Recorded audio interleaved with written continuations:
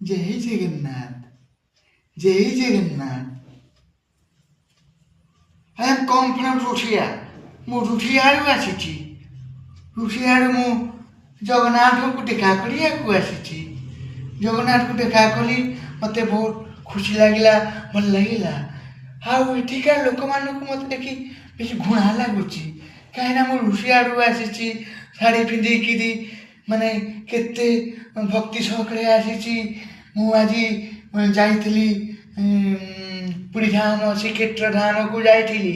ସେଠି ଦେଖିଲି କ'ଣ କି ସବୁ ଅଧା କଟା ଡ୍ରେସ୍ ପିନ୍ଧୁଛନ୍ତି, ମାନେ ନାରୀମାନଙ୍କର ମୋଠାରେ ସିନ୍ଦୁର ନାହିଁ, ହାତରେ ଚୁଡ଼ି ନାହିଁ, କିଛି ସବୁ ମାନେ ବେସଂସ୍କାରୀ ଭଳିଆ ରହୁଛନ୍ତି। କ'ଣ ସବୁ ତାଙ୍କ ଘର ଲୋକ ଶିଖେଇଛନ୍ତି କି? ମାତାଜୀ, ହଁ କୁହନ୍ତୁ। ତମେ ପୁରୀ ଯାଇଥିଲ କି? ପୁରୀ ଯାଇଥିଲି। ହଁ, ପୁରୀରେ କ'ଣ ଦେଖିଲ? ପୁରୀରେ ଦେଖିଲି ପ୍ରଭୁ ଜଗନ୍ନାଥଙ୍କୁ ଦେଖିଲି, ତାଙ୍କୁ ନମ ହେଲି, ଆଉ ବୁଲିବାଲି ଆସିଲି। ଆନନ୍ଦ ବଜାରରେ ଅବଢ଼ା ଖାଇଲି, ପତିତ ପାବନ ବାନାକୁ ଦେଖିଲି, ହଁ। ଯେଉଁ ପଟେ ପବନ ଦଉଛି ତା ଓଲଟା ପଟେ ବୁଲୁଛି। ହଁ। ଆଉ ଅନୁଷ୍ଠମ୍ବ ଗଣଷ୍ଠମ୍ବକୁ ଦେଖିଲି, ଜୁହାର ହେଲି, ମୁଣ୍ଡିଆ ମାରିଲି। ହଁ। ତାପରେ କ'ଣ କି ଆସିଲି, ପଦାକୁ ଆସିଲି, ଦେଖିଲି କ'ଣ କି ଗୋଟେ ଖରାପ କଥାଟା ଦେଖିଲି।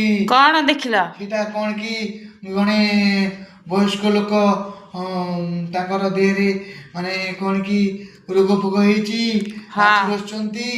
କ'ଣ କି ତାଙ୍କ ପାଖକୁ କେହି ନ ଯାଇକିରି ସେ ଏମିତି ଅପନ୍ତରା ହେଇକିରି ଭୋଗୁଛନ୍ତି। ହାୟ ହାୟ ହାୟ। ସେମାନଙ୍କର ଯେଉଁ ଦାନ ଧର୍ମ ନ କରିବ ନା, ତୁମମାନଙ୍କୁ ବହୁତ ଖରାପ ଦିଶିବ, ଖରାପ ଲାଗିବ। ସେସବୁ ଜିନିଷକୁ ତୁମେ ଆଗେଇ କର।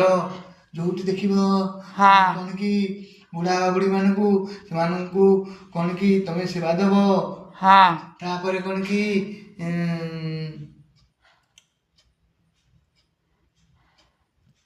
ପ୍ରଭୁ ମୋତେ କହିଦେଲେ। କ'ଣ ମାତାଜୀ? ମାତାଜୀ ମୁଁ ପ୍ରଭୁଜୀ, ଜୟ ଜଗନ୍ନାଥ। ଜୟ ଜଗନ୍ନାଥ।